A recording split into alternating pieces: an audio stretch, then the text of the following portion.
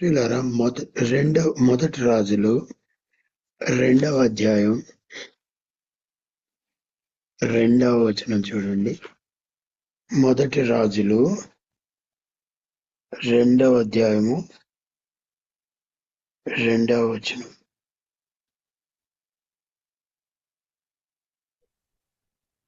లోకులందరూ పోవలసిన మార్గంన నేను పోవచ్చున్నాను, కాబట్టి నీవు ధైర్యం తెచ్చుకుని ఇబ్బరము కలిగి నీ దేవుడైన యెహోవా చాలు. ఓకే, చదువు 4 వరకు చదువు. నీ దేవుడైన యెహోవా అప్పగించిన దానిని కాపాడి ఆయన మార్గం అనుసరించిన ఎడల నీవు ఏ పని పూనుకొనినను ఎక్కడ తిరిగినను అన్నిటిలో వివేకముగా నడుచుకొందు. మోషే ధర్మశాస్త్రంలో వ్రాయబడి ఉన్న దేవుని కట్టడలను, ఆయన నియమించిన ధర్మమంతటిని, ఆయన న్యాయ విధులను శాసనములను గైకొనుము. అప్పుడు నీ పిల్లలు తమ ప్రవర్తన విషయంలో జాగ్రత్తగా నుండి నా ఎదుట తమ పూర్ణ హృదయంతోనూ పూర్ణ మనస్సుతోనూ సత్యం అనుసరించి నడుచుకుని ఎడల ఇశ్రాయేలు రాజ్య సింహాసనం మీద ఆసీనుడగు ఒకడు నీకు ఉండక మానడని యెహోవా నన్ను గూర్చి ప్రమాణం చేసిన మాటను స్థిరపరచును. మొదటి వచనం కూడా చదవమ్మా ఫర్ కంటిన్యూటీ. దావీదునకు మరణకాలం సమీపింపగా అతడు తన కుమారుడైన సొలొమోనునకు ఈలాగు ఆజ్ఞ ఇచ్చెను. చూడండి, he is more like on his deathbed. king David, రాజైన దావీదుకు మరణకాలం సమీపమైంది. ఏం చెప్తున్నాడండి? లోకులందరూ పోవలసిన మార్గం నేను పోవచ్చున్నాను. ఇది అందరూ వెళ్ళాల్సిందే, ఎవరు తప్పించుకోలేరండి. జోషువ కూడా అదే అంటున్నాడు. జోషువ 23:14 చదవండి. జోషువ 23:14, పేజ్ నెంబర్ 196. ఇదిగో నేడు నేను సర్వలోకుల మార్గమున వెళ్ళుచున్నాను. మీ దేవుడైన యెహోవా మీ విషయమై సెలవిచ్చిన మంచి మాటలన్నిటిలో ఒక్కటి అయినను తప్పి ఉండలేదని మీరు అనుభవపూర్వకముగా ఎరుగుదురు. అవి అన్నీ మీకు కలిగను. ఇది కరెక్టేనండి? మీకు ఈ ఎక్స్పీరియన్స్ ఉందా? మీ దేవుడైన యెహోవా మీ విషయమై సెలవిచ్చిన మంచి మాటలన్నిటిలో ఒక్కటైనను తప్పలేదు. ఎంత మంచి దేవుడు మనకున్నాడండి.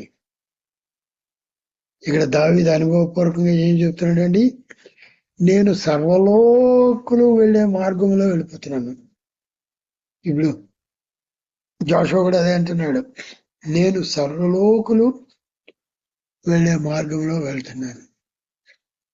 ఇది అందరూ వెళ్ళవలసిందే. ఈ అపాయింట్మెంట్ ఎవరూ తప్పించుకోలేరండి. మనం పుట్టినప్పుడే 139వ కీర్తన ప్రకారం మన డిఓడి అన్ని గ్రంథంలో లిఖింపబడ్డాయండి.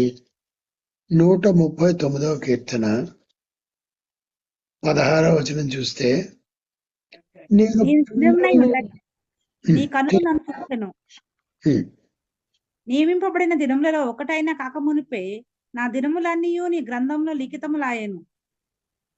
చూసారా? పిల్లలు పుట్టలేదని చెప్పి ఎన్నో ప్రయత్నాలు చేశారు, ఎన్నో డాక్టర్ దగ్గరికి వెళ్ళారు, కానీ మేము ఇంకా వాళ్ళని చూడలేదు. ప్రభువే గర్భం తెరిచాడు ప్రార్థన చేస్తే. చేయడం వెళ్ళగొట్టి ప్రభు వాళ్ళని తన గర్భవతిగా చేశాడు. ప్రభు గొప్పవాడండి. ఇక్కడ డిఓడి మనందరి మన డిఓబీస్ మనకి ఇప్పుడు తెలుసు. డేట్ ఆఫ్ బర్త్ ఇప్పుడు కూడా కుసుమ చెప్తుంది. తన అంచిగా రేచల్ 3వ తారీఖు తన బర్త్డే. తన 1వ తారీఖు వెళ్తుంది కాబట్టి ఐ థింక్ అడ్వాన్స్ చేసి ఆర్డర్ చేశారు. So date of birth is known. God knows date of death also. అది మనకి తెలియదండి, మనకు తెలియదు. దేవుడు చెప్తాను కానీ తెలియదు. ఆదికాండం 27:4 యాకోబు ఏమంటున్నాడండి? నా మరణ దినము నాకు తెలియదు. ఆదికాండం 27:2 చదవండి. అప్పుడు ఇస్సాకు, ఇదిగో నేను వృద్ధుడను, నా మరణదినం నాకు తెలియదు,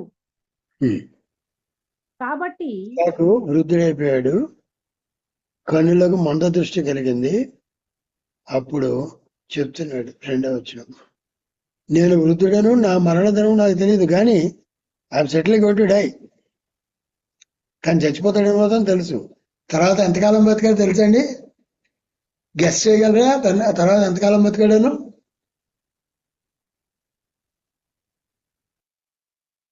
ఇక్కడ ఈసావుని దీవించడానికి పిలిస్తే వాళ్ళ అమ్మ యాకోబు చెప్పింది, మీ తండ్రి దీవెనలన్నీ ఇసాకు ఇచ్చేస్తున్నాడు, నువ్వు బర్త్ రైట్ కొనేసుకున్నావు కదా, ఆ బర్త్ రైట్ నీదే, ఆ దీవెన నీకు రావాలి, కాబట్టి నేను చెప్పినట్టు చేయని చెప్పి ప్లాట్ వేసి ఎంత మోసం చేసి దీవెనలు కొట్టేశాడు. కొట్టేసిన తర్వాత అన్న చంపేస్తాడని చెప్పి పారిపోయాడు. ఎంతకాలం పారిపోయాడండి? లాభాన్ దగ్గర ఎంతకాలం ఉన్నాడు? 14 years. 20 సంవత్సరాలు. 14 years రేచల్ దొరికే వరకు. తర్వాత ఇంకో 7 సంవత్సరాలు, 20 సంవత్సరాలు. 20 years అయిన తర్వాత పెద్ద ప్రాపర్టీతో వస్తే వాళ్ళ అన్న ఎదుర్కొన్నాడు. ఎదుర్కొన్న తర్వాత తండ్రి, అప్పుడు ఇంకా తండ్రి బతుకున్నాడా లేదండి? చెప్పండి.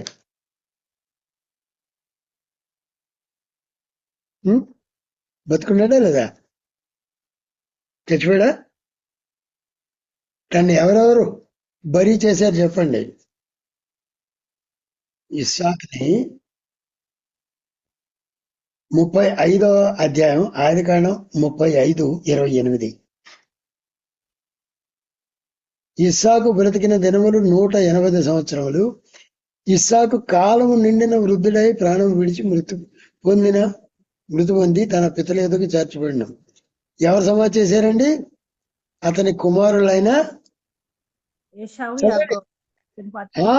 అప్పుడు యాకోబు వచ్చేసాడు. అంటే 20 సంవత్సరాలు బతికాడండి. నేను చచ్చిపోతాను అని చెప్పిన తర్వాత దేవుడు 20 సంవత్సరాలు బతకనిచ్చాడు. చూసారా? మరణం తప్పించడం యెహోవా వశం అండి. ఎవరి వశం? మరణం తప్పించడం ఒక దేవుడి చేతిలోనే ఉంది. కీర్తన 68:20. కీర్తన 68:20 చదవండి. Last part. మరణం తప్పించుట ప్రభు అయిన యెహోవా వశము. ఆయన ఒక్కడే మరణం తప్పించుకోవాలి. మరణం అప్పుడు చచ్చిపోతున్న మనిషి ఎంతకాలం బతికాడండి? ఇంకో 20 సంవత్సరాలు బతికాడు. 20 సంవత్సరాల పైనే. ఎందుకంటే వీళ్ళు రికన్సిల్ అయిన తర్వాత అప్పుడు చనిపోయాడు. ఇద్దరు పట్టుకెళ్ళి అక్కడ మక్పెలా కేవ్స్ లో సమాధి చేశారు. నేను చూసాం ఆ ఇస్సాకు సమాధి, అబ్రహాం సమాధి, సారా సమాధి అన్ని అక్కడ ఉన్నాయండి. కాబట్టి చూసారా,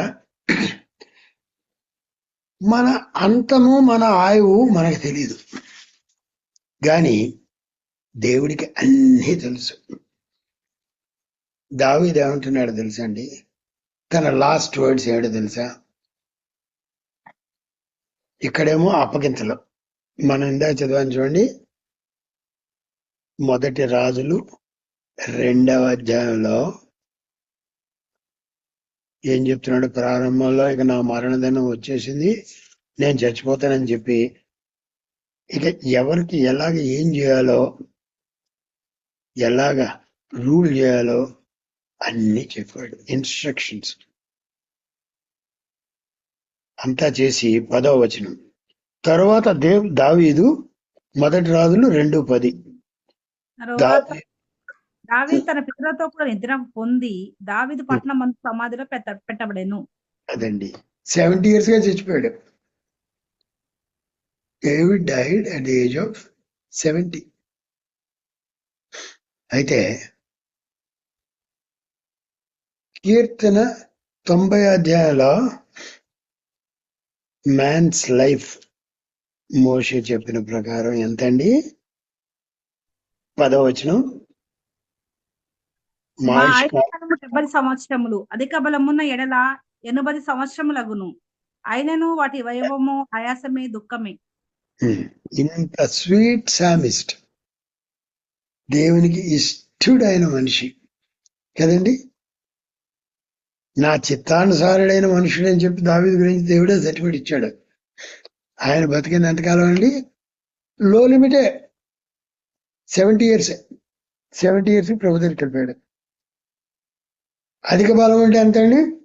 80 years, 80. ఇప్పుడు ఈరోజే సింక్లర్ గారి సమాధి అయింది. ఆయన బతికిన సంవత్సరాలు ఎంతండి? 82 సంవత్సరాల 11 నెలలు. It was my classmate actually. Bhimavaram WGB కాలేజీలో నా క్లాస్మేట్ ఆయన. PGC ఇద్దరం కలిసి చదివాం, ప్రీ యూనివర్సిటీ కోర్స్.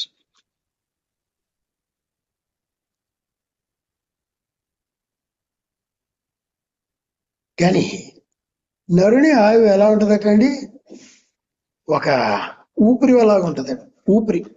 39వ కీర్తన 4-5 వచనాలు చూద్దామండి. 39వ కీర్తన. యెహోవా నా అంతం ఎట్లుండినది, నా దినముల ప్రమాణం ఎంతనేది నాకు తెలుపుము. నా ఆయువు ఎంత అల్పమైనదో నేను తెలుసుకొనగోరుచున్నాను. నా దినముల పరిమాణము నీవు బెత్తడంతగా చేసి ఉన్నావు. నీ సన్నిధి నా ఆయుష్కాలము ఎన్నట్టై ఉన్నది. ఎంత శివుడైన ప్రతి వాడిని కేవలము వట్టి ఊపిరి వలె ఉన్నాడు. ఊపిరి చూడండి, జస్ట్ వట్టి ఊపిరి. ఎంత స్థిరుడైనను ప్రతివాడును కేవలము వట్టి ఊపిరి వలె. జేమ్స్ కూడా అదే చెప్తున్నాడు, యాకోబు కూడా. నరుని 4:14లో, యాకోబు 4:14లో ఏం చెప్తున్నాడండి? నరుని జీవము ఏపాటిది. మన జీవం ఎంతండి? మీ జీవము ఏపాటిది. మీరు కొంతసేపు కనబడి అంతలో మాయమైపోవు ఆవిరి వంటి వారే. ఆవిరి జస్ట్ వెళ్ళిపోతుందండి. స్టీమ్ బాయిల్ అవుతున్నప్పుడు, నీళ్లు పొయ్యి మీద బాయిల్ అవుతున్నప్పుడు ఎలా అండి? ఆవిరి జస్ట్ వెళ్ళిపోతుంది. మన జీవితం ఏం చెప్తున్నాడు? ఆవిరి వంటిదని చెప్తున్నాడు. మరి ఈ షార్ట్ స్పాన్ ఆఫ్ లైఫ్ మనం ఎలా వాడుతున్నామండి? ఏదో ఇల్లు కట్టుకోవాలని, పొలం కొనుక్కోవాలని, ల్యాండ్స్ కొనాలని, ఇది చెయ్యాలి, అది చెయ్యాలి, ఇది ఎంజాయ్ చేయాలి, అది ఎంజాయ్ చేయాలి అని చెప్పి ఎన్నో ప్లాన్స్ ఈ షార్ట్ స్పాన్ ఆఫ్ లైఫ్ కి. కానీ దేవుని కోసం ఏం చేశామన్నది చూసారా? అందుకని నేను చేసిన రెవరెండ్ బాంకే వీడియో అనుకుంటే నేను పోస్ట్ చేసా, షార్ట్ వీడియో. కొంతమంది చెప్తారు ప్రే ప్రే ప్రే ప్రే ప్రేయర్ ఉండాలి. ప్రే ప్రే ప్రే ప్రే ప్రభు ఏం చెప్పాడండి? Go into all the world and preach the gospel. మత్తయి సువార్త 28వ అధ్యాయం 19-20 ఏం చెప్పాడు? మీరు సర్వలోకమునకు వెళ్ళి సర్వ సృష్టికి సువార్త ప్రకటించండి. ప్రే preach, pray preach, pray preach. ఆయన ఏం చెప్తున్నాడు? ఓన్లీ ప్రే ప్రే ప్రే ప్రే అంటే ఒక్క కాలు మీద నడిచినట్టట. ఓన్లీ ప్రీచ్ ప్రీచ్ ప్రీచ్ అంటే రెండో కాలుతో నడిచినట్టట. Pray and preach, pray preach, pray preach అంటే 2 కాళ్ళ మీద నడిచినట్టు అన్నాడు. క్లియరా? We have to balance our activity. ప్రార్థన ఉండాలి, సాక్ష్యం ఉండాలి, మనుషులకు చెప్తా ఉండాలి, ప్రార్థన చేస్తూ ఉండాలి, స్వార్థ చెప్తూ ఉండాలి. రెండు ఉండాలి. రెండు. ఉట్టి ప్రేయర్ సరిపోదు, ఉట్టి ప్రీచింగ్ సరిపోదు. ప్రేయర్ లేకుండా ప్రీచింగ్ ఏం పనిచేయదండి, రిజల్ట్స్ ఏముండవు. కాబట్టి మనం ప్రార్థన చేస్తూ ఉండాలి, వాక్యం చెప్తూ ఉండాలి. రెండు. మోకాళ్ళ మీద ఉండాలి, వాక్యము మోకాళ్ళ మీద సంపాదించాలి. ఏం ప్రీచ్ చేయాలనేది మోకాళ్ళ మీద సంపాదించాలి, అప్పుడు ఎఫెక్టివ్గా ఉంటుంది. లేకుంటే ఇంటలెక్చువల్ గా బ్రహ్మాండంగా ఉంటుంది, మంచి ప్రసంగం అని చెప్పి, కానీ ఏ హార్ట్కి టచ్ అవ్వదండి. మనకి రెండు ఉండాలి. ఇప్పుడు చూడండి, ప్రభువు మనల్ని సాక్షులుగా ఉండాలని కోరుతున్నాడు. జబ్బు వచ్చినప్పుడు భయపడిపోయి వెనుకపోయి ఇది కాదు, విశ్వాసంతో ఆ జబ్బును కూడా ఎదిరించాలి. ఇంకో వీడియో కూడా పోస్ట్ చేసి ఉంటారు, రెండాన్ని కూడా పోస్ట్ చేసింది. ఇంకో వీడియో ఏంటంటే, ఒక ఆయన వాళ్ళ కొడుకు చనిపోయాడు. ఈయన 1 గంట ప్రయాణం వెళ్ళాలి, కొలరాడోలో ఉన్నాడు. He said, Lord, I'll not take no for an answer. His death, I speak life to him. He is not dead. అప్పుడే మార్చిరీలో పెట్టారు దాన్ని. 4 గంటలు మార్చిరీలో ఉన్నాడు. Lord, he has to live. Life and death are in the power of the tongue. సామెతలు 18:20 coat చేసి, I believe this lord, జరగాల్సిందే అంటే జరిగిందండి. తను వెళ్ళేటోడికి మార్చిలోనే లేచి కూర్చున్నాడు.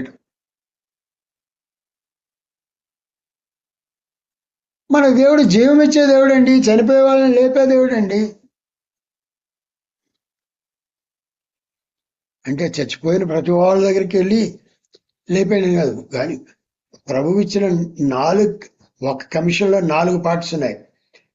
మత్తయి సువార్త 10:8 చూస్తే, రోగులను స్వస్థపరచుడి, కామ, చనిపోయిన వారిని లేపుడి, కామ, కుష్ఠరోగులను బాగు చేయడి, కామ, దయ్యములను వెళ్ళగొట్టుడి, కామ, ఉచితముగా పొందితిరి, ఉచితముగా ఇయ్యుడి, ఫుల్ స్టాప్. ఇదంతా కలిసి 8th వర్స్ అండి.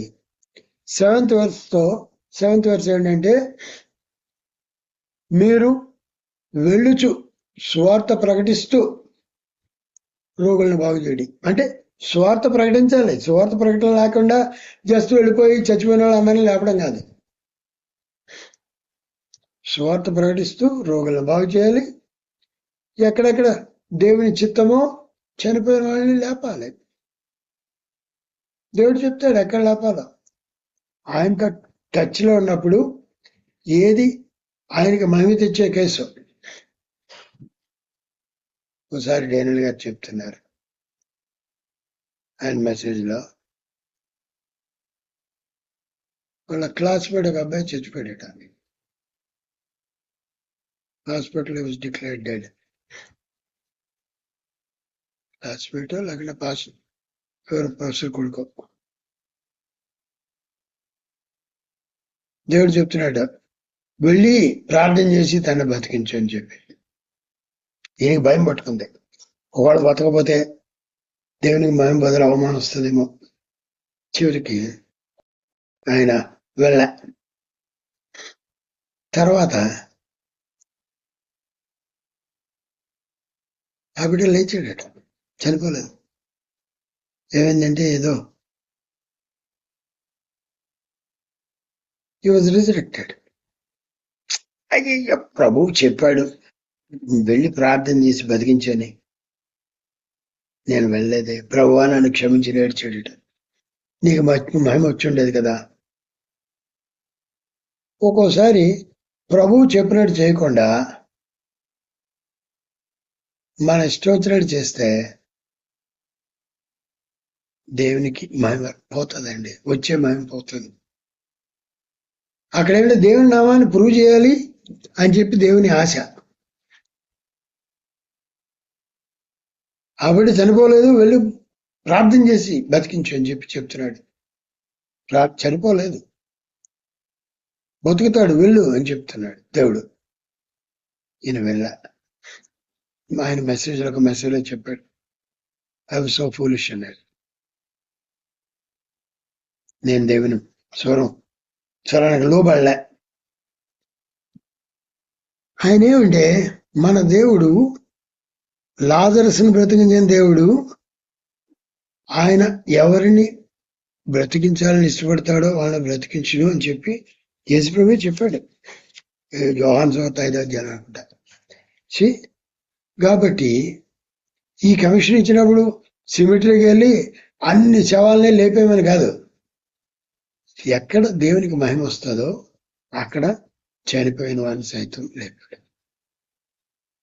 యేసు ఎక్కడ ఫ్యూనరల్స్ కి అటెండ్ అయినట్టు అక్కడ లేదండి.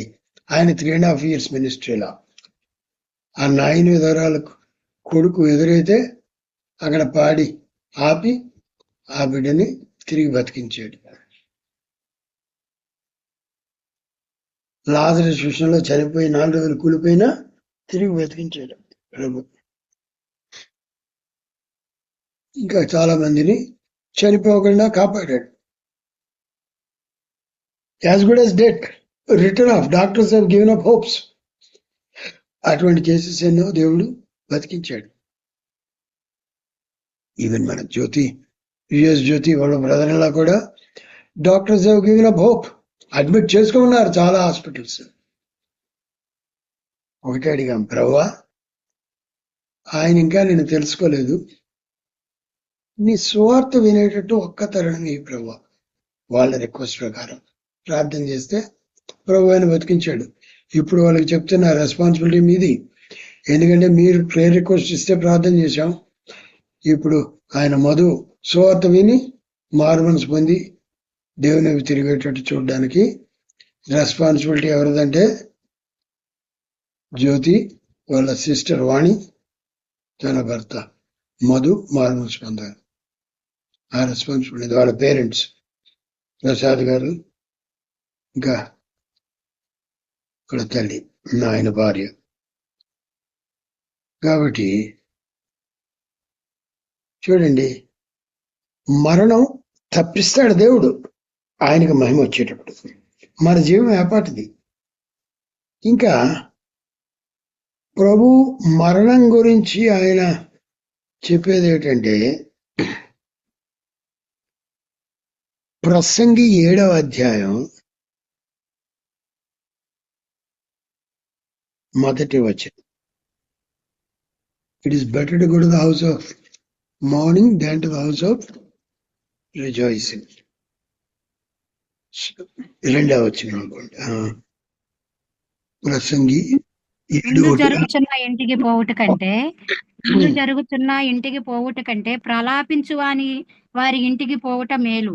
ఏలయనగా మరణము అందరికీ వచ్చును గనుక బ్రతుకు వారు దానిని మనసును పెట్టుదురు. కరెక్ట్.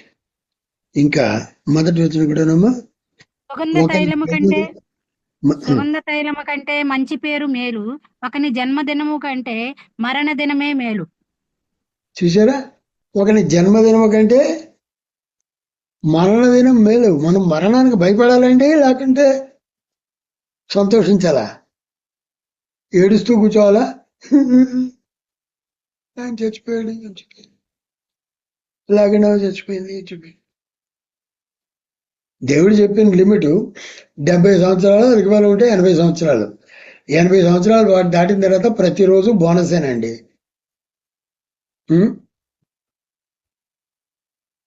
2 సంవత్సరాలు బోనస్ అంటే 365 మల్టిప్లైడ్ బై 2 ప్లస్ 11 months అంటే 11 మల్టిప్లైడ్ బై యావరేజ్ 30 days. ఇదంతా బోనస్ డేస్. ఇంత బోనస్ ఇచ్చినందుకు దేవుని స్తుతించాలా, ఏడుస్తూ కూర్చోవాలండి? అదే చెప్పాను వాళ్ళ ఇంటికి వెళ్ళినప్పుడు.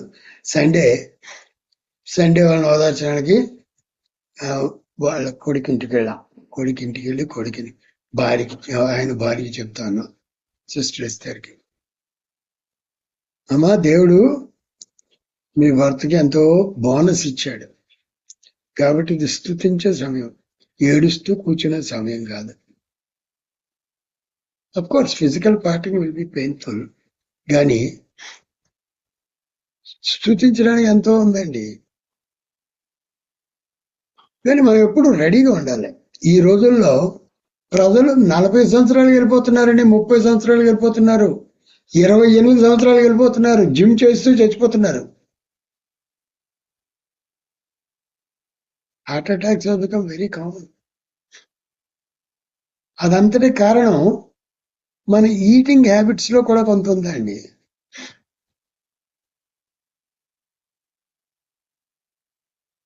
మా ఫ్యామిలీ డాక్టర్ ఏం చెప్పేవాడంటే, కోనాలో a man digs his grave with his own teeth. మనిషి అంట తన పళ్ళతోటే ఆయన సమాధి తవ్వుకుంటాడట. అంటే తినకూడని తినేసి sugar problem, heart problem, diabetes problem, ఈ ప్రాబ్లం, ఆ ప్రాబ్లం, తర్వాత సడన్ గా హార్ట్ అటాక్, చచ్చిపోతారు. ప్రిమెచ్యూర్. తిండి నోటి ఎపిటైట్ కంట్రోల్ చేసుకుంటే, మన నోటికి సరిగ్గా తాళం వేసుకుంటే, దేవుని వాక్యాన్ని అనుసరించి నడుస్తుంటే, మన ఆయువు దేవుడు నిర్ణయించిన టైం ప్రకారం ఉంటుందండి. It won't be short and it won't be lengthen. దీర్ఘకాలం అంటున్నాడు. నీవు నా వాక్యాన్ని అనుసరించి నడిస్తే, నువ్వు తల్లిదండ్రులను దూషించకుండా వాళ్ళకి లోబడితే ఏమంటున్నాడండి? Short లైఫా, long లైఫా? చెప్పండి. నీ భూమి మీద దీర్ఘాయుష్మంతినట్లు నీ తండ్రిని నీ తల్లిని సన్మానించుము. That is a commandment with promise. మనం నిర్గమకాండం 20వ అధ్యాయంలో చూస్తాం. ఇంకా ఎఫెసీ 6వ అధ్యాయం 1వ వచనంలో కూడా చూస్తాం. The command with promise. ఎఫెసీ 6:1 ఏమిటండి? పిల్లలారా, ప్రభువునందు మీ తల్లిదండ్రులకు విధేయులండుడి, మీకు మేలు కలిగినట్లు నీ తండ్రిని తల్లిని సన్మానించు, అప్పుడు నువ్వు భూమి మీద దీర్ఘాయుష్మంతుడు ఉంది. అది సీక్రెట్ ఆఫ్ లాంగ్ లైఫ్. ఇంకా వాక్యానికి లోబడ్డాం. వాక్యానికి లోబడితే ఇంకా ఏమంటున్నాడండి? ఇప్పుడు long life you can have with so many health issues or without health issues. God wants you to enjoy life without health issues. చూడండి, నిర్గమకాండం 15వ అధ్యాయం 26వ వచనం చూడండి. మీ దేవుడైన యెహోవా వాక్కును శ్రద్ధగా విని ఆయన దృష్టికి న్యాయమైనది చేసి ఆయన ఆజ్ఞలకు విధేయులై ఆయన కట్టలన్నిటినీ అనుసరించి నడిచిన ఎడల నేను ఐగుప్తులకు కలగజేసిన రోగములలో ఏది మీకు రానియను, నిన్ను స్వస్థపరిచే యెహోవా నేనే అనెను. చూసారా? రోగం రాకుండా ఉంటే మీరు సడన్ గా చచ్చిపోతారండి. రోగం రాకుండా ఉంటే, హార్ట్ అటాక్ రాకుండా ఉంటే మనం చచ్చిపోతామా? చెప్పండి. Will be healthy and live long. ఐగుప్తీయులకు వచ్చిన రోగాల్లో ఏది రానివ్వంటున్నాడు. అందుకే సూర్య గారు 106వ సంవత్సరం ఇంకా బతికే ఉన్నాడు. Now his age is 105 complete. ఇప్పుడు 106 ఇట్స్ రన్నింగ్. 106 గుడివాళ్ళు ఉన్నారు. మరి ఇది నిజంగా జరుగుతుందా లేదండి? జరుగుతుంది. ఎందుకంటే దానికి ముందు కండిషన్స్ ఏమిటండి? నీ దేవుడైన యెహోవా వాక్కును శ్రద్ధగా విని ఆయన దృష్టికి న్యాయమైనది చేసి ఆయన ఆజ్ఞలకు విధేయులై ఆయన కట్టడలన్నింటినీ అనుసరించి నడిచిన ఎడల ఐగుప్తీయులు కలుగజేసిన రోగంలో ఏది మీకు రానివ్వనండి. ప్రభువుని అడుగుదామా? ప్రభువా, మాకు రోగం వద్దు ప్రభువా, మీరు ఎంత లైఫ్ ఇచ్చినా హెల్తీ లైఫ్. నా ప్రార్థన ఇదే, ప్రభువా నేను బిడ్డలకి సేవ చేయగలిగినంతసేపు నన్ను ఉంచు ప్రభువా. నా పని అయిపోయిందా? Please promote me to glory. Don't let me live A day extra in redundant stage. ప్రజలకు ఉపయోగకరంగా లేకుండా నన్ను ఒక్కరోజు కూడా ఈ భూమి మీద ఉంచొద్దు అని నా ప్రార్థన ఎప్పటి నుంచో చేసుకుంటున్నా. అలా ఇంతవరకు దేవుడు ఆ ప్రార్థన విన్నాడు, కాపాడుతున్నాడు. పిల్లరా, కాబట్టి మనం ప్రభువుని అడగాల్సిందే అంటే, ప్రభువా నాలో ఏ తప్పు ఉంది, ఏ చీకటి ఉంది చూపించు, దిద్దుకుంటా. అప్పుడు నేను మిగతా వాళ్ళకి దీవెనకరంగా ఉంటాను. ఎందుకంటే లేకుంటే దీవెనకరంగా లేకుండా మన డేస్ వేస్ట్ చేసుకోవడం, మనం బ్రతకటం కాకిలాగేనండి.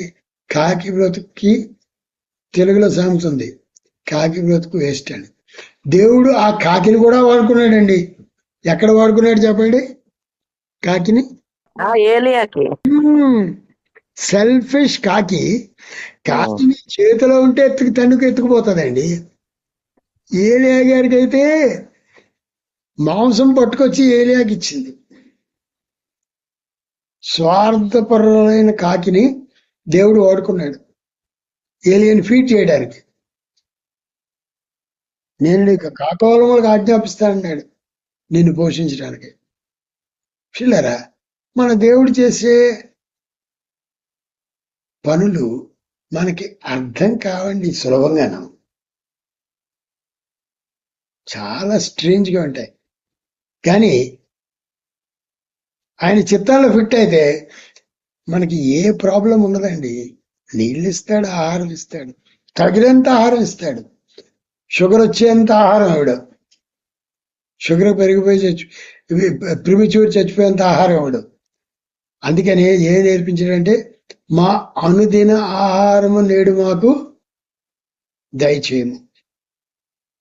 అనుదిన ఆహారం, తగినంత ఆహారం, తగినంత. నాకు అందుకనే సామెతల్లో దొరికే ఒకే ప్రార్థన ఏడు చెప్పండి, 30వ అధ్యాయం ఉంటుంది. దేవా ఐశ్వర్యమునైనను పేదరికమునైనను నాకు దయచేయకము. ఒకే ప్రార్థన సామెతల్లో ఉన్నది, ఇంకే ప్రార్థన లేదు. తగినంత ఆహారం నాకు అనుగ్రహింపు, పేదరికమునైనను ఐశ్వర్యమైన నాకు దయచేయకము. తగినంత ఆహారం నాకు అనుగ్రహింపు. 8-9 వచనాలు. ఎక్కువైన ఎడల నేను కడుపు నిండిన వడనై నిన్ను విసర్జించి యెహోవా ఎవడని అందునేమో, లేక బీదనై దొంగిలి నా దేవుని నామమును దూషింతునేమో. దాసుని గురించి వాని యజమానితో కొండెములు చెప్పకము. 8th verse, వ్యర్థమైన వాటిని అబద్ధము నాకు దూరం వచ్చము, పేదరికమునైనను ఐశ్వర్యము నాకు దయచేయకము. తగినంత ఆహారం నాకు దయచేయము అంటే give us this day our daily bread. యేసు నేర్పించిన ప్రార్థన, పరలోక ప్రార్థన. మా అనుదిన ఆహారము నేడు మాకు దయచేయము. ప్రతిరోజు మా నెల ఆహారం మాకు దయచేయమని ప్రార్థన చేయమని చెప్పాడండి. చెప్పండి, అనుదినము మనం ఆ ప్రార్థన చేయాల్సిందే. ఎందుకంటే daily bread has to be fresh everyday, not stale bread. బూజు పట్టిన బ్రెడ్ కాదు. దేవుడు మన్నా కూడా పరలోకపు ధాన్యమైనా సరే, పరలోకం నుంచి మన్నా రోజు ఫ్రెష్గా కురిపించేవాడు, ఒక్క సబ్బాతు రోజు తప్ప. సబ్బాతు రోజుకి సరిపడంతా అంతకు ముందు రోజే కురిపించేవాడు. చూసారా? కాబట్టి ప్రభువుని అడుగుదాం, ప్రభువా మాకు ఒకరోజు రాబోతుంది, చనిపోవాలన్నా మరణం రాదట. తెలుసండి? విన్నారు ఎప్పుడన్నా? చదివారు ఎప్పుడన్నా? అరే చచ్చిపోతే బాగుండి అంటే చావు రాదట. ప్రకటన 9వ అధ్యాయం 6వ వచనం. ప్రకటన 9:6. ఆ దినములలో మనుషులు, పేజీ నెంబర్ 233. ఆ దినములలో మనుషులు మరణమును వెతుకుదురు గాని అది వారికి దొరకనే దొరకదు. చావవలనని ఆశపడుతురు గాని మరణము వారి యొద్ద నుండి పారిపోవును. చూసారా? మరణము పారిపోతుందట. ప్రియులరా, తీర్పే, ఇక మరణం ఉండదు, మరణం పారిపోతుంది. ఈ బాధ భరించలేక చస్తే బాగుండి అని చెప్పి ప్రజలు ట్రై చేస్తారు. చావు రాదట దేవుని ముద్ర లేని మనుషులకు.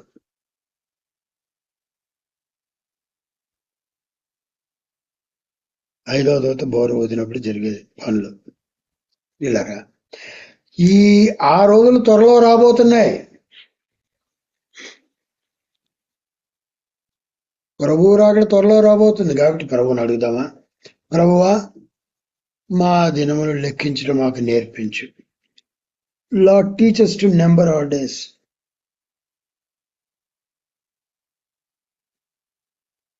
తొంభై కీర్తన 12వ వచనం.